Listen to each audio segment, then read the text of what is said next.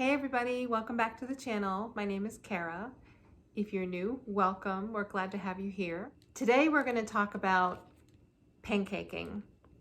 Now, I like pancakes, like from IHOP, but that's not the kind of pancaking we're talking about today. If you've had your ostomy for any length of time, you know that sometimes you can see your output at the top of your pouch up in here when you know it's supposed to be moving down the pouch, but for some reason it's getting stuck up there. We call that pancaking. Now I have an ileostomate, so generally ileostomates in theory wouldn't deal that much with pancaking. So why is this even an issue?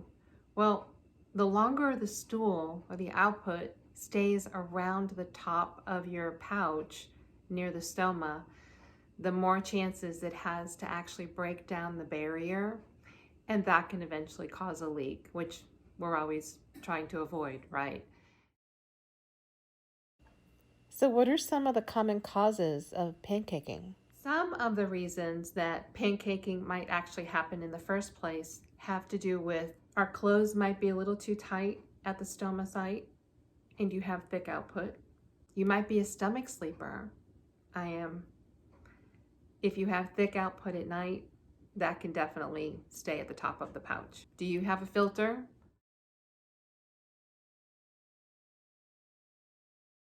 How is your diet? How is your hydration? Is your hydration low? Are you drinking too many soft drinks and not enough water? We can dry out pretty quickly, and that can definitely affect the output. So let's talk about some possible solutions.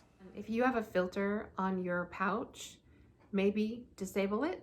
And the way that you would do that is normally they come with these little yellow stickers, or you can even use some medical tape. If you have the pink high tape available, all you have to do is cover it. Sometimes the actual pouch itself is just stuck together too much. It's almost like I've heard it described as a vacuum. You want there to be some air inside of the bag. Not a lot, because of course we don't want ballooning and then you'll need to burp it, but a tiny little bit of air can help. If I happen to see that it's sticking too much and keeping all of the stool up here, I will literally open this up while it's on and just blow a little bit of air into the bag. Close it up, make sure that I don't have too much air in there, otherwise I'll burp it. And usually if I have lubricant, which we'll talk about next, in there, it'll just slide right on down. So y'all know from my other videos that I love this Brava lubricating deodorant. And not only because I like the way it smells, but because it has a slippery consistency to it. So if I'm using this and I have a little bit of air in my bag, that's the perfect combination that works for me. Now this is especially helpful at night because I do tend to be that stomach sleeper and get up a few times a night to actually empty and rinse. This makes it super helpful. It moves all of the stool from the top down to the bottom of the pouch. I don't have to necessarily rinse everything up at the top. I can just rinse the bottom because it's all collected there and empty. This is a great product. I know there's other ones out there. I've heard of people using baby oil. I can't speak to that because I haven't done it myself. I don't know if it would actually corrode the inside, but I have seen a lot of people suggest it. So use at your own risk. Generally, it's only an issue if I'm lying down for any length of time. If I'm standing up, gravity takes over and tends to work pretty well. Now, we also mentioned earlier that clothing too tight can be an issue for stool buildup around the stoma, and because it doesn't have room to breathe. Definitely looking at using the lubricating deodorant is going to work better there. Just go up a size. That really can be the best and easiest solution. Speaking of diet, there's a couple of things that we can do. Number one might be not eating within about 3 or 4 hours of bedtime.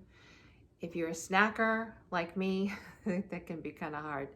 But it really is best, not just for the pancaking and developing that stool overnight, but it also will cut down on the amount of times that we need to go and empty. Another option for food would be to increase the insoluble fiber that we take in, and there's all sorts of information out on the internet, and I also have a link to dietary guidelines from the United Ostomy Association of America. Of course, medical clearance on these diets. I have a great gastroenterologist who has her own nutrition person, and we've talked about hydration and what works for me. So definitely hit those resources up and make sure that you're getting the hydration and the nutrition that you need as well. So I hope this information has been helpful. If you have any suggestions, comments, questions, definitely leave them down below and let's have a conversation about it. And I try to get back to your comments within a few hours of seeing them. Thank you so much for engaging in this community, and I will see you on the next video.